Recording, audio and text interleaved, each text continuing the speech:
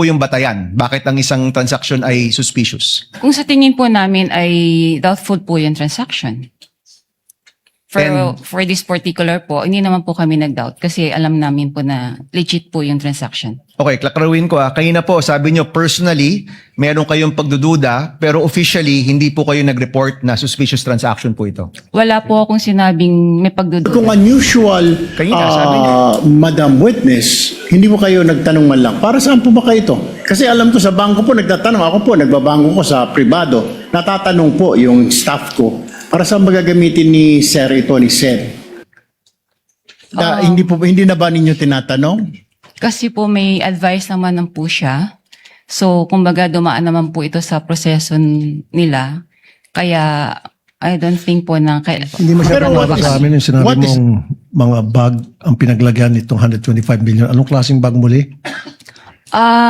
Sa pagkakaalala ko po, ito po isang malaking, mahabang bag na Mahaba. parang dinescribe ko nga po as Duffel like, bag? Gym bag? Given that there is no cross and therefore no redirect, we now proceed to allow the senator judges for their interventions in the order that they signify their intent to ask questions and make interventions. The Honorable Erwin Tulfo, thereafter the Honorable Rafi Tulfo, thereafter the Honorable Senator Judge Aquino. The Honorable Tulfo is recognized for his interjections and interventions. You have 2 minutes, sir. Thank you, Mr. Presiding Officer. Miss Witness, Miss Constantino, dyan ba talagang account ng mga OVP sa bangko ninyo, sa show? Or si VP lang ang nag-open ng account dyan sa bangko ninyo? yung Office of the Vice President po. OVP. Opo. So, hindi lahat dyan may account ang OVP. Wala na po akong alam. Okay. Kaya nga po, tanong ko natin, si dating VP Robredo po ba nagbukas din ng account dyan? Actually po, na-transfer lang po sa amin ang MDS account po ng Office of the Vice President noong pong September 2022 nung lumipat po sila ng kanilang office address sa Pioneer, Mandaluyong. Okay. Normal po ba na ganito kalaki ang wini-withdraw ng isang government agency? Is this normal? Nakakita ka na ba nito ng other government agencies na ganito kalaki ang withdrawal? Wala po, unusual po ito. Unusual yung withdrawal. So therefore, kung unusual, Madam Witness, hindi mo kayo nagtanong man lang, para saan po ba kayo ito? Kasi alam ko sa bangko po, nagtatanong. Ako po, nagbabangko ko sa privado. Natatanong po yung staff ko, para saan ba gagamitin ni Sir ito, ni Sir? Hindi na ba ninyo tinatanong? Kasi po may advice naman ng po siya. So, kumbaga dumaan naman po ito sa proseso nila. Kaya, I don't think po na magtanong pa kami. What is the SOP? Ano po yung standard operating procedure pag may mga malalaking withdrawal? Or exempted pag mga government agency, lalo po't mga matataas na ahensya ng pamahalaan? Wala na pong exemption. Kaya lang po itong sa particular na transaction po ng OVP, bali meron naman po kasi silang forward advice po sa branch. Okay. Alam niyo po ba na ito ay for intelligence fund, yung wini-withdraw? Hindi po. Hindi niyo po alam na Intel fund ito. Opo. Pero nagduda po kayo sa ganitong kalaking halaga. Is that correct? Sa personal opinion namin sa bangko, parang syempre po, saan kaya gagamitin po yung yung cash na to? So, pero hindi naman po namin tinanong na kasi may advice naman po siya. Okay, panghuli na lamang po, Madam Witness. May other agencies pa ba na may account sa inyo? Marami naman pong mga government agencies po sa Sa branch Landbank ninyo? Mhm. Okay. Pero walang mga ganito kalalaking withdrawal? So far po kasi na-convert na po lahat kasi sila sa mga online system like yung sa ATM payroll. So hindi na po ganyang kalalaki mga withdrawals po nila. Thank you, Madam Witness. Thank you, Presiding Officer. Thank you, Senator Judge Erwin Tulfo. Senator Judge Rafi Tulfo is recognized. You may proceed, sir, when you're ready for interjections and interventions. You have 2 minutes, sir.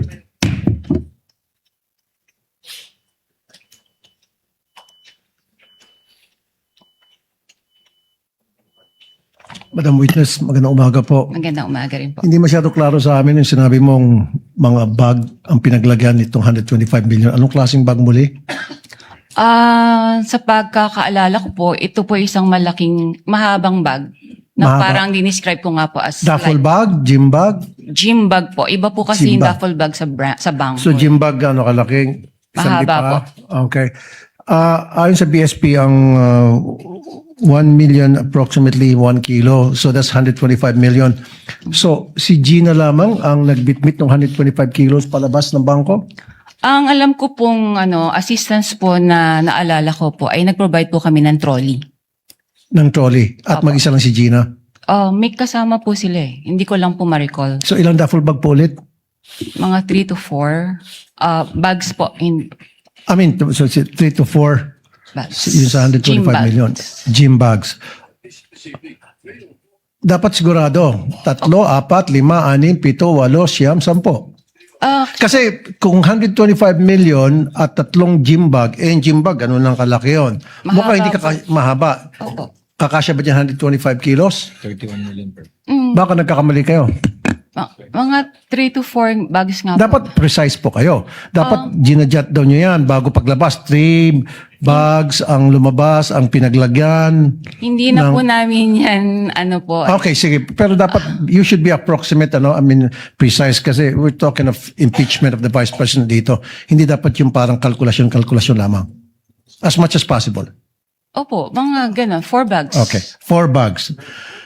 Now, wala bang, kasi alam ko, pag ganun kalaki amount, kuminsan yung bangko nag-offer doon sa depositor na i-deliver yung pera sa lugar na gusto nilang pupuntahan ng perang yon through the what we call armored car or armored vehicle. Hindi kayo nag-provide na ganoon? Hindi po. Wala po kasi kaming memorandum of agreement regarding po sa services, cash services po, or cash delivery.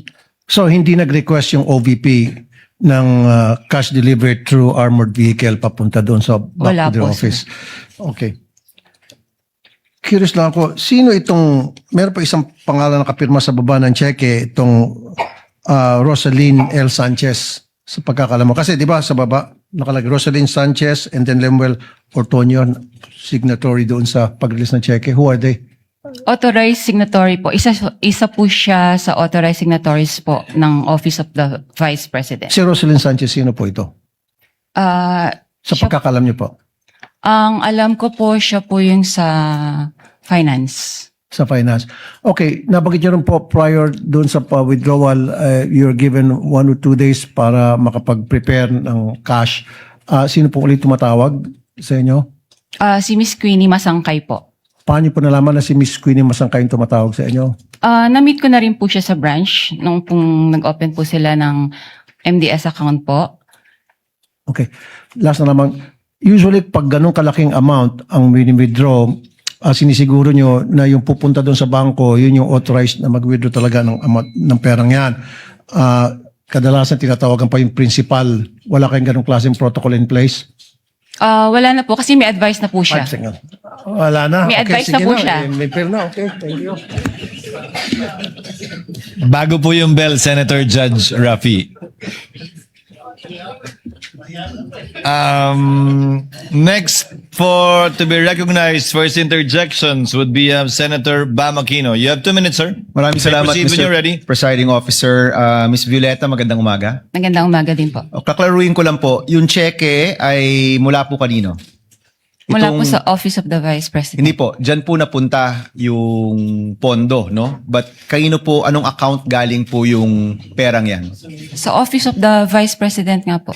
Because it was already downloaded to the Office of the Vice President from the Treasury. Is that Opo. correct? Opo. Okay. So this is OVP funds na napunta kay Miss Gina Acosta na SDO po nila. Tama po. Basta po yung si Miss Gina, yung payee po ng cheque. Yung pay. Okay. Nabanggit niyo po kanina na unusual po yung laki, no? Kapag ganun po, do you report this to any agency? Kung pinagtatakan niyo po na parang ang laki naman ito. Do you do any reporting or wala na pong reporting yan? I'm sorry, Your Honor. May we invoke po yung AMLA rule na hindi po kami pwede mag-disclose any information po regarding sa reporting. Sa reporting. Okay. AMLA rule po siya. Let me rephrase the question. Ang government transactions po ba ay sakop ng AMLA rules? Makakasagot po niyan ang AMLC po. Hindi, pwede niyong sabihin, hindi ko po alam yung sagot. Kayo po isang branch manager, so kayo po yung nasa landmark ng ilang taon. Alam niyo po yung mga rules. Nais ko lang pong malaman kung ang government transactions ba ay sakop ng AMLA regulations po natin. Wala naman pong exemption po doon. So sakop po siya.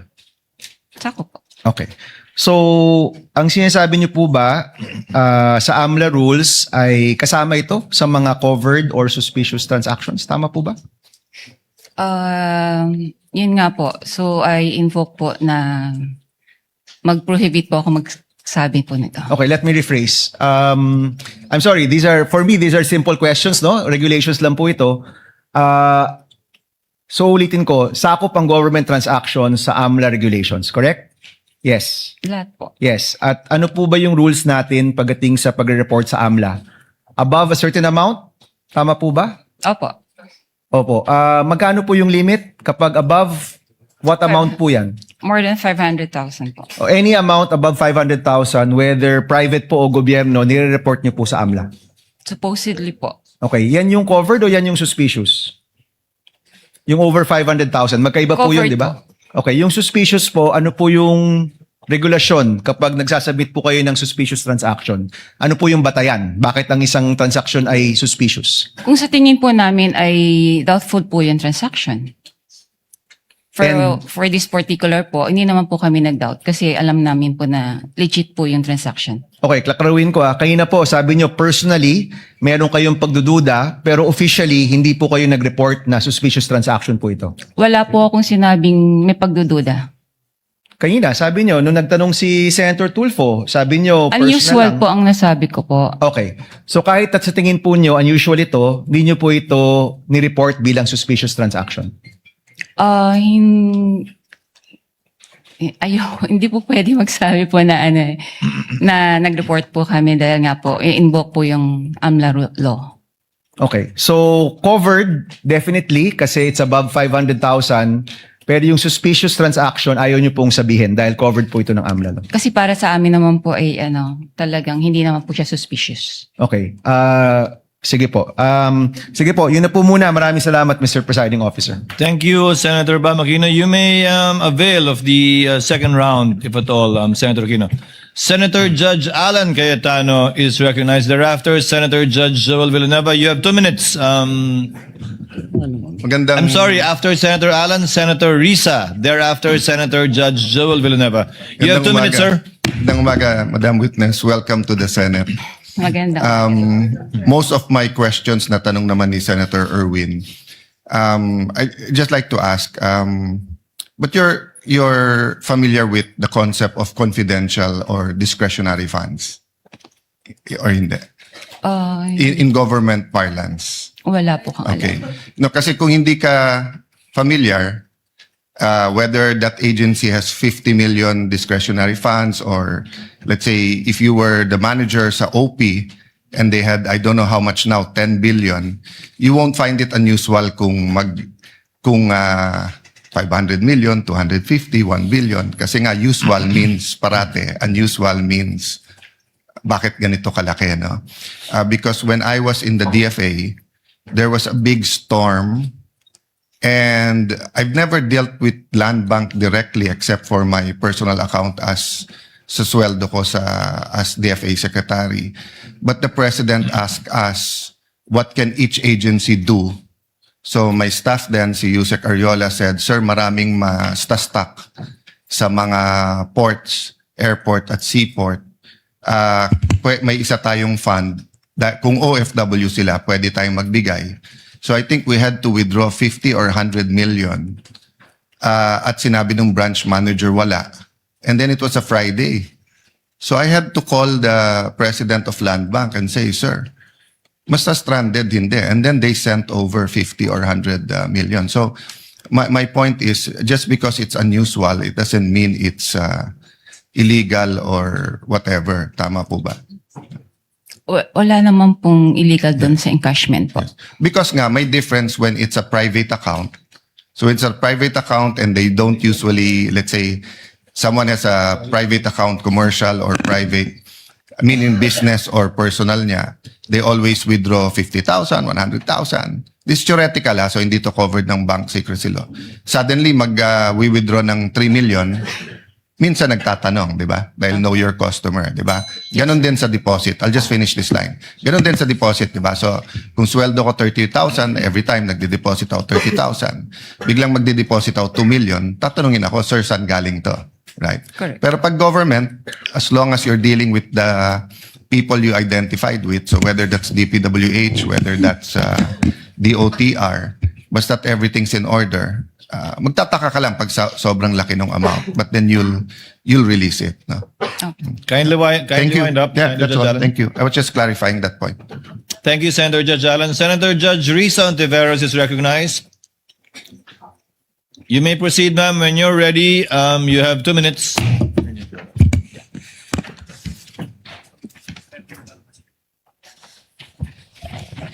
Salamat po, Mr. Presiding Officer.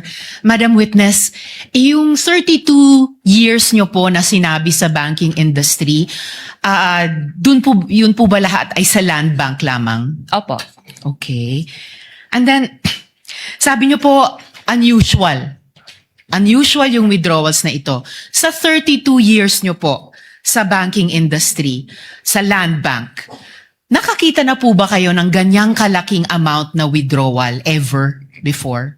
First time po. First time. Okay. Sabi nyo nga kanina, unusual yung amount. First time, may ganyang amount na 125 million pesos. Bakit nyo sinabing unusual? Ano yung floor nyo para sabihing unusual yung isang amount? Usually po kasi kaya naging unusual para sa akin kasi cash po siyang kinukuha. Mhm. Sa other, ano naman po is, kumbaga nag-issue po sila ng mga cheque sa, yung disbursement po nila. By checks po, hindi po cash. Okay. So, hindi lang yung laki nung halaga na 125 million ang unusual. Unusual din na yung ganyang unusual amount ay sa cash kinuha at hindi sa mga cheque. Opo. Okay. And yung 125 million, yun ba yung minimum na pag kinuha in cash, sasabihin nyo unusual? Or meron bang lowest amount na kapag kinuha in cash, sasabihin nyo na rin unusual? Pwede naman po naming sabihin na unusual. Let's say kung over, let's say 500,000 na po siya. Over 500,000? Kasi yun, Kung over 500,000 kinuha in cash, sasabihin nyo unusual. for that particular, let's say po yung kliyente, yung Yes. mga ganun po. Opo. For the particular client. Ito, hindi lang 500,000, 125 million. So, 250 times mas unusual sa minimum amount na sasabihin yung unusual kung kinuha in cash. Depende po rin sa yung kliyente po. Depende sa kliyente. But kung sino mang kliyente aside, nasabi niyong unusual dahil 125 million na para po sa akin is 250 times yung 500,000 at hindi po in check, kundi in cash po kinuha. Pwede nga po, depende po sa depositor po niya. Kung regular lang sa kanya yung mga ganang withdrawals or what, it's usual. Okay. Pero kung parang for the first time ma-encounter namin that much, unusual po sa And amin. this was your first time. Opo. And in your 32 years, higit 3 dekada, kung masasabi nating pambihirang amount ito in cash, Opo. masasabi nating once in a lifetime yung ganitong amount in cash. Pwede po. Pwede. Alright. Salamat, Mr. Presiding Officer. Thank you. Tutuloy ko po sa second round. Thank you, Senator Judge Risa. Senator Judge Villanueva, thereafter, our distinguished Senate President. You may proceed, sir, when you're ready. You have 2 minutes. Thank you, Sir Presiding Officer, Senate President. Madam Witness, binanggit niyo po yung unusual, no? And gusto kong susugan yung katanungan. Yung usual, below 500,000 pag individual. Pero kung ito'y government agency, paano niyo masasabi na ito'y unusual? Any depositor naman po, kung hindi naman po ganong frequent silang nag-withdraw ng ganong kalaking cash. Kaya po, naano ko siyang unusual. Kung ganito po na 4 na beses na nag-withdraw na 125 million, would you say usual na siya? Unusual nga po. No, Kasi, kung 4 na sunod-sunod na yung binanggit po ninyo, 125 million, sunod-sunod, nagiging usual na po ba siya o unusual pa rin? pwede naman po. Na What is usual. it? Kung sunod-sunod naman po, magiging ano na po siya. Talagang usual transaction na po yun. So, kung ganun nga po na 4 na sunod-sunod, usual transaction na siya. Opo. Madam Witness, as I understand, no, yung process, the BM would provide the funding, notice of cash allocation, and then the agency authorizes the disbursement. At kayo, ho, for example, sa inyong bangko, sa Land Bank, bine-verify nyo lang at you pay the corresponding instruments. Is that correct? Opo. Bine-verify po yung pag-issue ng cheque po, yung mga signatories, payees, like that po. So bago po inilabas ang salapi o yung pera, ano-ano pong dokumento yung aktual na natatanggap po ninyo at inyong masusing sinusuri? Kasi sabi nyo nga ho, I'm sure from the first withdrawal, as you made mention, it's unusual. So ano yung mga talagang sinusuri po ninyo na dokumento bago nyo i-release ito? Supported naman po ito ng advice. So once po nakapasok na po sa system at funded naman po siya, okay na po sa amin yun. So yun lang po yung inyong chinecheck. Opo. And that's it, you release it right away. Yes, sir. And binanggit niyo ho kanina, hindi ito suspicious Para sa ano ko po, hindi po siya suspicious. at lahat po ay legitimate. Yes, sir. One last question that I'd like to ask. With this amount of money that will be withdrawn by the payee, ano ho yung mga advance arrangements? Kasi hindi, sabi nyo nga ho, hindi usual yung biglaan, no? 125 million. Ano yung mga advance arrangements na inihingi po ninyo o tinatawag po sa inyo bago mailabas po itong salapi na ito? How far in advance was Land Bank informed that these amounts of physical cash would be required for each transaction? Mga a day or two po, ni-inform po kami from the cash division po ng OVP na meron po silang ganong cash requirement. So sa amin naman po, pinoprocess naman po namin yung requirements nila bago po namin sila advise na available na po yung cash. So in sa 24 bank. hours, kaya na po. Pwede naman po. Salamat po. Maraming salamat. Thank you rin po. Thank you, Senator Judge Villanueva. The distinguished Senate President is recognized. You have 2 minutes for your interjection, sir. Thank you. Thank you, Mr. Presiding Officer. Good morning, Ms. Constantino. Sundan ko lang po yung natanong kanina ni Senator Risa. So in your 32 years in Land Bank, hindi pa ho kayo nakakita ng withdrawal na ganito kalaking amount? 125 million. Tama Opo. po ba? Yes po, sir. Ano yung pinakamalaking nakita nyo ng withdrawal in cash? Hindi ko na po ma-recall. More or less lang. Ano. Mabigyan nyo kami. In cash? In cash.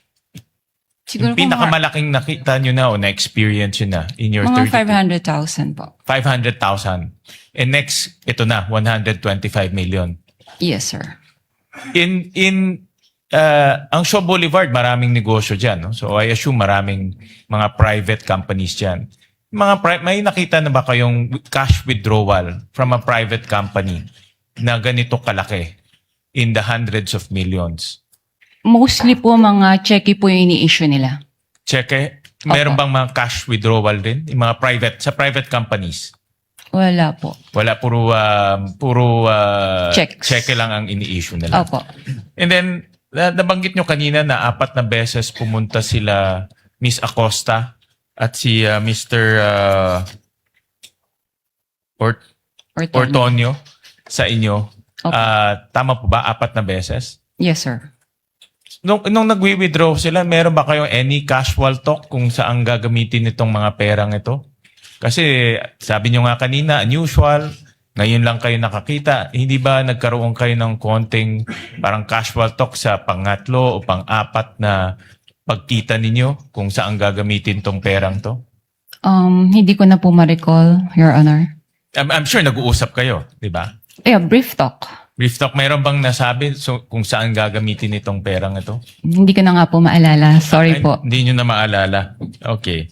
And then, kanina nasa tanong rin ni Senator Bam, typically, rini-report to sa AMLAC no?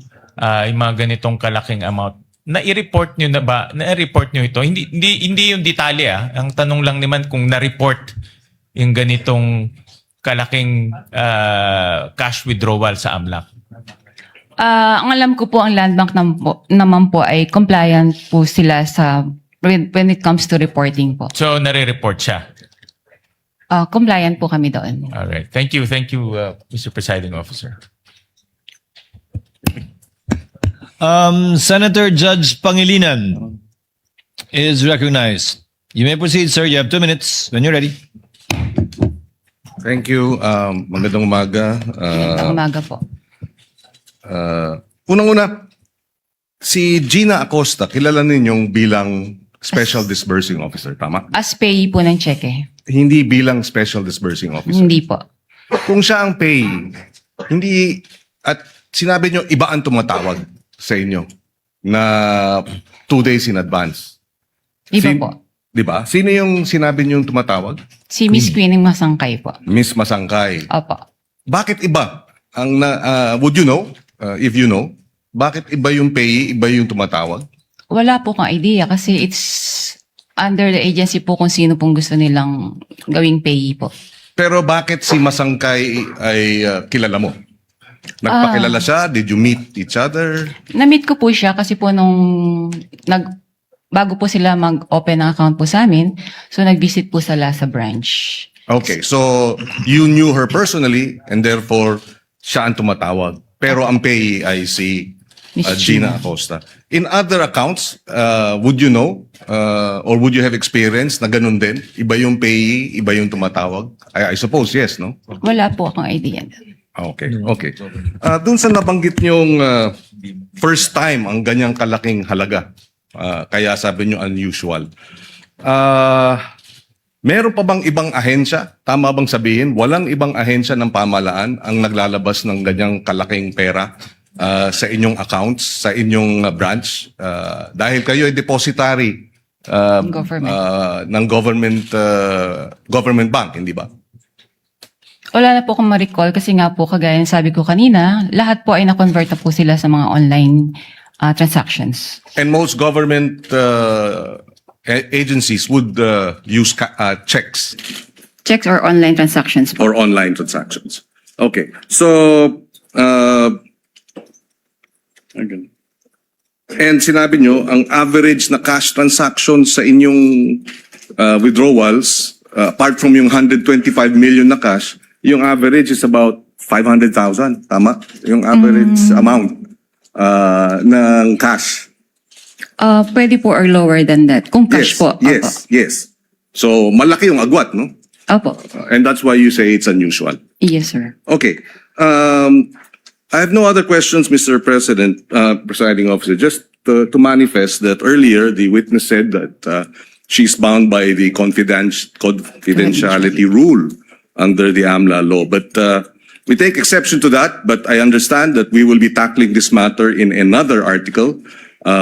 We will not concede that you cannot disclose this information, this being the impeachment court. But it being, dahil ito'y itatakal sa ibang articles of incorporation, we will not pursue it at this time. I mean, the articles of impeachment, rather.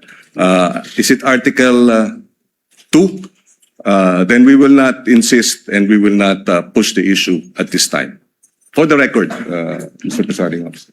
Noted, but Chair would also like to place on the record that while indeed the court issued a subpoena vis-a-vis the AMLC, the provision of the law on the confidentiality with respect to bank officers are indeed provided for in the AMLC. That bank officers are those authorized to report both suspicious transactions and those exceeding 500,000 are not allowed to disclose whether or not they report. And thank you, Ms. Constantino, for being very cooperative and at the same time prudent with respect to your answers regarding the MLC provision. Dahil kayo po yung madedemanda kung sakasakali, hindi naman po kami. If there are no other, Senator Judge Aimee, before we go on a second round. Senator Judge Aimee, thereafter Senator Judge Erwin Tulfo for a second round, Senator Judge Ontiveros for a second round, and Senator Judge Rafi for a second round. Senator Aimee, you may proceed when you're ready, and you have 2 minutes, ma'am. Thank you very much, Presiding Judge. And this is a very simple question by way of information to the prosecution. During the Blue Ribbon Committee, a certain Jean Abaya was called as a resource person. As I recall, she was then the operations head of Land Bank Shaw and assumed the position of department manager thereafter. I understand, of course, that the prosecution has the right to choose your witnesses.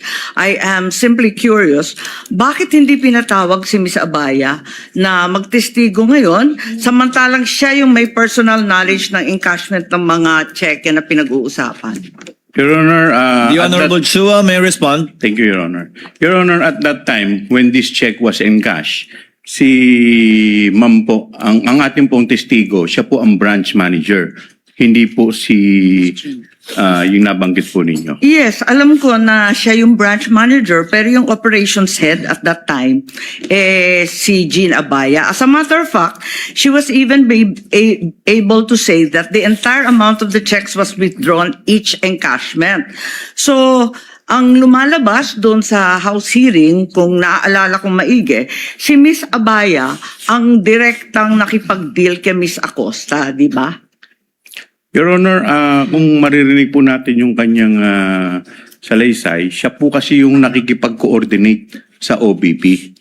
Siya In fact, nakikipag-coordinate or sino ang direktang nakikipag-usap kay Miss Abaya? Kung ganon. Kay Miss Acosta, sorry. Di ba si Jean Abaya? Pwede po Yun ang akong sumagot. pagkaintindi ko doon sa House hearing eh. Pwede po akong sumagot. Yes, please. Si Jean Abaya po, siya po yung next in rank nung ako po ay branch Siya manager. yung? Next Sorry. in my rank. Oo, yeah. Opo. Pero siya ba yung direktang nakipag-deal kay Miss Acosta ng DepEd? Ako po ang direktang sa OVP po. Nakakapagtaka lang kung bakit nung House hearing, si Miss Abaya ang siyang nagsabi ng direktahan na yung entire amount ng cheque was withdrawn each encashment. Hindi po kayo. Ba't nagkaganon? Your Honor, bali po si Gina Baya po ang naging incumbent manager. Siya po yung pumalit sa akin as branch manager. So at that time, tinanong po nga siya. So since operations manager po siya, aware din po siya sa transaction. Pero natanong din po siya kung sinong direktang kumakausap sa cash division Okay. staff. So kaya po ako napatawag. Kayo yung direktang nakipag-usap? Opo. Kahit siya ang nag-attest na talagang buong amount ang withdraw. Ganun ba Aware yun? naman po siya sa mga transactions din po sa branch. Okay, maliban doon, Ms. Constantino, nung House Blue Ribbon, narinig ko, nung tinanong ni Congressman Luistro, sino ang nag-withdraw ng pera at linagay sa mga bag, nung una, sabi niyo, you didn't recall. Matapos noon, medyo may leading question si Congresswoman noon eh. Kasi ang sabi, do you recall Miss Acosta? Do you recall Mr. Ortonio? Bigla ninyong naalala si Miss Acosta at si Mr. Ortonio. Tama ba yun? Ba't nagkaganon? Nung una, hindi ninyo maalala. Pagkatapos noon, naalala na ninyo. Pwede ko Ano po ba talaga ang naaalala ninyo? Para klaro tayo. Pwede po ba nating balikan po kung yung transcript po talaga? Kasi baka po, mamaya, baka lang po, I'm sorry, may iba pong issue before. Tapos po natanong ako kung bakit ko po kilala yung dalawa. So baka po may iba Kasi pa nung pong una, story up behind. tinatanong kung nare-recall ninyo, sino naglagay ng pera sa mga bag? Sabi po ninyo na hindi ninyo maalala. Tama ba yun? Ang pagkakaalala Kindly ko po, wind up. ang pagkakaalala ko, sorry po. Ang pagkakaalala Sumasagot ko po, ang Sinagot ko po yon na si Yes, Miss yes. Gina ang naglagay at si Mr. Ortonio. Ang hindi ko po ma-recall kung sino po yung naglabas na ng cash. Hindi ng ko bags. tinatanong yon. Hindi yon ang tinutukoy ko. Ang tinutukoy ko, yung pa-iba-ibang sagot. Kasi nung una sabi nyo, hindi niyo maalala kung sino naglagay ng pera sa bag. Pagkatapos nung binanggit sa inyo, do you recall Miss Acosta, do you recall Mr. Ortonio, naalala ninyo kung sino naglagay na yung dalawa? Bakit ganon? Yun lang po. Ang Kindly wind up, pagkakaalam, ma'am. ang pagkakaal- Considering that Miss Acosta is allegedly the payee, bakit hindi niyo yun naalala kaagad? Doon ako nagtataka. Wala po akong matandaan na sinabi ko na hindi ko ma-recall po yung naglagay ng pera sa bags. Ang alam ko po, nare-recall ko kung sino po ang naglabas ng bags. Okay, Outside the bag. balikan na lang po natin yung transcript Sige doon sa po. lower house Kung pwede at po. baka maipaliwanag ninyo sa amin na maigi. Maraming salamat. Sige The po, lady may maraming- avail for round 2 with the permission of Senators Erwin Tulfo, Ontiveros, and Rafi Tulfo.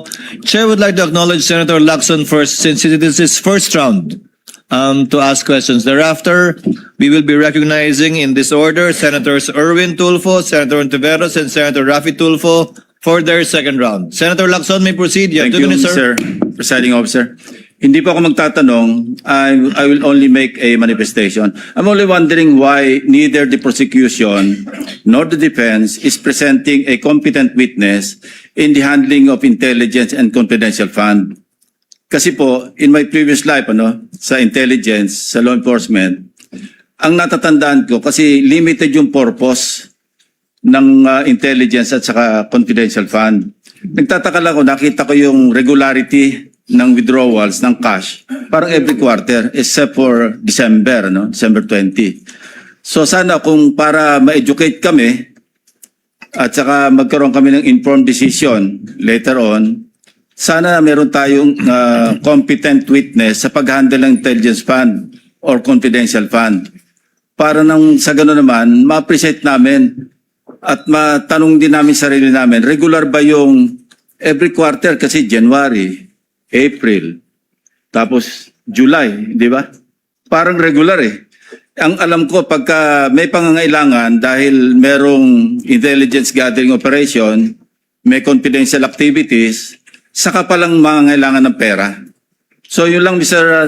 Presiding Officer. Your The defense may also respond or comment with the prosecution. Thank you. We will recognize both sides, but recognize first to respond to the inquiry of the manifestation rather of Senator Judge Lacson. The Honorable Chua. You may proceed, sir. Thank you, Your Honor. Your Honor, we will be presenting our witness, pero hindi po siya yung testigo po pagdating po dyan. In time po, we will be presenting witness or witnesses that will explain yung manner po ng confidential. Kasi I asked my staff, wala po sa listahan ng testigo na meron tayong competent witness. Yung COA. Diba? So saan ang galing yung sinasabi niyo may present yung COA po? They will be COA is not a competent witness sa pag-handle ng intelligence and confidential funds.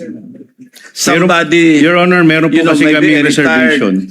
a retired intelligence officer, somebody like that na maalam mag-handle. Nagtataka lang ako bakit masyadong regular tapos yung una pa, natapat pa na magpapasko. Yes, Your Honor, may present po kami pero kung makikita po ninyo dun sa aming pre-trial brief, meron po dong reservation. Thank you. Thank you. Confidential pa daw po. The Honorable Attorney Poa rather is recognized for your comment to the manifestation of Senator Lacson. Thank you, You may Mr. proceed, sir. Presiding Officer. Same comment actually with the prosecution, Your Honors. Meron din po kasi tayong mga reservations. So we will present when we feel necessary, Your Honors. Sa ngayon nga, confidential pa din yung witness niya. Senator Erwin Tulfo is recognized for his availment of round 2. You may proceed, sir. You have 2 minutes. Thank you, Mr. Presiding Officer. Miss Witness, ito pong transaksyon na 125, 4 times po yata ito. Tama po ba? Tama po. Alright. Hindi po ninyo na-report ito sa AMLAC?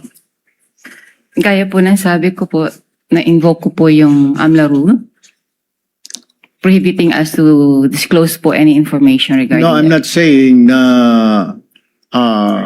you have to disclose to us, pero I'm saying kailangan po bang i-report ito? Kasi ma'am, ayon po sa AMLAC law natin, covered po ang lahat po ng government transactions ng government agencies. Tama po ba?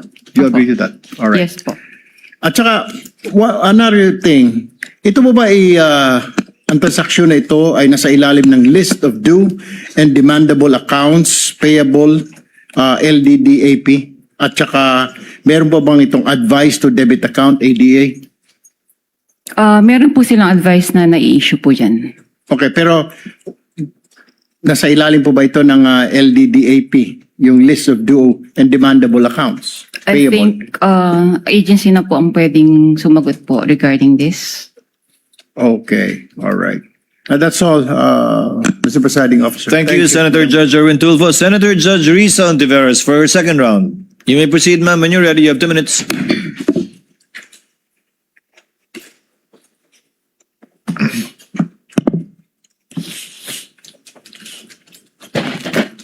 Salamat po, Mr. Presiding Officer. Madam Witness, yung unusual pa rin, bago ibang tanong. Sinabi nyo kanina sa prosecution may cash-involved limit. Magkano po yung cash-involved limit Sa branch po sa namin. branch ninyo? Oh, pwede ko bang hindi sagutin po yan for security? All right. Then hindi ko itatanong yung follow-up question doon. Ito na lang. Sabi po ninyo, wala ang branch ninyo ng ganyang amount. Kung pwede nyo sabihin, magkano po ang halaga na meron ang branch nyo? Yung malaki po kasi amount. So in any given day po kasi talagang wala po kaming branch. So pwede ko po in average kung ano lang po yung sa tingin namin na kasya po yung during the operational transactions po ng branch. for the Magkano day. po yung average na yon sa branch nyo? Transactions for the day? For us mga ano po, maybe mga 20M po. 20M. So ito pong 125 million ay times 6 po dun sa average na transaction sa branch nyo in a given day. Apo. Okay. And then, sabi nyo rin po kanina sa prosecution, kailangang tawagan ang cash center ninyo para i-transact yung amount. Magkano po yung floor ulit na halaga para kailangan yung tawagan ang cash center ninyo? Any cash requirements naman po ay tinatawag namin sa cash center po namin for assistance. Okay. Would you say anything above 20 million, kailangan kayong tumawag sa cash center? Kahit po less than, basta po requirement po namin sa branch for that day, sa daily operations po namin. And yung 125 million na yon ay lampas sa kaya ng branch nyo in that day? Opo. Okay. Kaya unusual ang sinabi nyo kanina Opo. sa prosecution. Opo. Okay po. In total, kalahating bilyong piso in cash ang winidraw ng Office of the Vice President sa branch ninyo. Sa experience nyo po, karaniwan rin po bang mag-withdraw ang isang ahensya ng ganyang halaga, kalahating bilyong piso, in cash, sa loob lamang ng 8 buwan? Hindi ko po yun masasagot kasi yung agency po maybe ang dapat pong sumagot about it. Oh, pero para sa branch po ninyo, naranasan nyo na po ba in the higit 3 dekadang nagtrabaho kayo sa Land Bank na merong alinmang ahensyang nag-withdraw ng ganyang halaga, kalahating bilyong piso in cash sa loob lamang ng less than 3/4 of a year? Wala po akong ma-recall kasi mostly nga po ang sabi ko ay puro through online or ang transactions na po nila or cheque. Okay. At bilang branch manager, sinigurado nyo po ba na otorisado talaga ni Vice President yung pag-withdraw ng kalahating bilyong piso? Meron naman po kasi silang inisyong advice. So, binase naman po natin yung checking na inisyo kay Ms. Gina Costa na ito po ay may advice na po and funded. Alright. So batay dun sa issue advice ni Ms. Jean Acosta, yun na yung pagtitiyak nyo na otorisado ni VP yung pag-withdraw nitong kalahating bilyong piso in Opo. cash. Opo. Salamat po. Salamat, Mr. Presiding Officer. Last two questions if there's a final round. Salamat po. Thank you, Senator Judge Risa. Senator Judge Rafi Tulfo for his availment of round two. You may proceed, sir, when you're ready. You have 2 minutes. Madam Witness, how are government agency accounts being opened sa Land Bank? Ano yung proseso po? Pakiulit po, sir. Ano po yung proseso para yung isang government agency ay makapag-open ng account sa Land Bank? Meron pong request na galing po sa kanila. At the same time po, meron din pong approval from the Bureau of Treasury na mag-open po sila ng account sa amin. So once approved na po ito, ay ma-open na po yung account sa Land Bank. Very good. Now, sa kaso po ng OVP, sino po yung nag-open ng account? Sino po yung pumunta sa bangko ninyo para i-open yung account ng OVP? Ang alam ko po, nag-inquire po yung head po ng Huwag agency. pong alam ko. Dapat sino po talaga. Sigurado dapat kayo. Yung head po ng cash division. Nila. Opo. Okay. Ano po yung mga presentang dokumento para magpapatunay na sila po'y authorized talaga na mag-open ng account on behalf of the OVP? Gaya po na sabi ko nga po kanina, yung pong request nila na mag-open account, at the same time, yung approval po ng Bureau of Treasury na sila po ay allowed po mag-open ng account sa amin. I don't know kung nasa niyo po yung question kanina. Sino po yung person na pumunta doon para magpresenta na ako'y from OBP at nagpakita ng dokumento at ako yung authorized person to represent the OBP for this account? Yung head po ng cash division po ng OVP. And what is her name again? Anong pangalan niya po? Hindi ko na po ma-recall yung head po. Yung isa po kasi staff niya po yun, Okay. si Miss Queenie. So pagdating niya po doon sa bangko, meron po siyang sigurado akong binabanggit ng mga taong point person na para pumunta sa bangko para mag-withdraw at sino yung mga signatories, etc. Tama? Pakiulit po ang tanong, Your Honor. Kasi po yung sa cash division, hindi mo na maalala ang pangalan ng tao ulit? Yung head ng cash division, hindi ko na po ma-recall. Okay, sige. Yung head ng cash division, pumunta doon ng open account. So, doon nagkakaroon na agad ng arrangement para sabihin sa inyo na ang pwede lang mag-withdraw ay si ganito at kasama si ganito. Wala pong ganong arrangement. Wala. Wala pong ganon. O dapat mayroong arrangement para malaman ninyo kung sino yung point person ng OBP para tumawag sa inyo at sino kayo nagde-designate ng point person to coordinate from the OBP to the Land Bank. Yung po, sorry po, ang pagkaintindi ko po kung sino po yung inisyuhan nila ng cheque, ganun po ba? No, sino yung taong nagsasabi sa Land Bank na ito lamang ang recognize namin na tumawag at the day of the withdrawal at ito lamang ang pwedeng pumirma sa cheque, etc. etc. There has to be one person. As to authorized signatories po, aware naman po yung agency kung sino po yung mga authorized pumirma. Ngayon po, kung sino po yung... No, sorry. You're listening but you're not hearing me. Sino po yung tao na nagsabi sa Land Bank na, hey, Land Bank, ito lamang mga tao ang pwedeng kumontak sa inyo, ang pwedeng mag-withdraw, period. Sino yun? ang pagkakalam ko po, yun pong sina Asik or Tonyo po. Sina Tsaka po Asik. sila po kasi yung officers po ng So did they OVP. go personally sa Land Bank or through telephone lamang? Sa pagkakaalala ko po, meron po silang written communication po So how sa did you amin. know na sila talaga yun nasa written communication? Nag-represent po sila ng mga IDs nila. Doon po sa pagkakaalala So ko po. they went to Land Bank personally Yes. and then they presented documents to prove that they are that person. Opo. And Kasi, then Go ahead. sorry po, pwede pong mag-butt in. Go Bali po doon, sa pagkakaalala ko po, sa binibigyan ng dokumento, meron na rin pong photocopy ng mga IDs po nila. Okay. Thank you. Thank you, Madam Witness. Thank you, Senator Judge Tulfo. Senator Judge Pangilinan is recognized for its round two availment. You may proceed, sir, when you're ready. You have 2 minutes. Thank you. Yung cheque na winidraw o pinisente sa inyo December 20, 2022, tama? Ang date? Opo, December 20, 2022.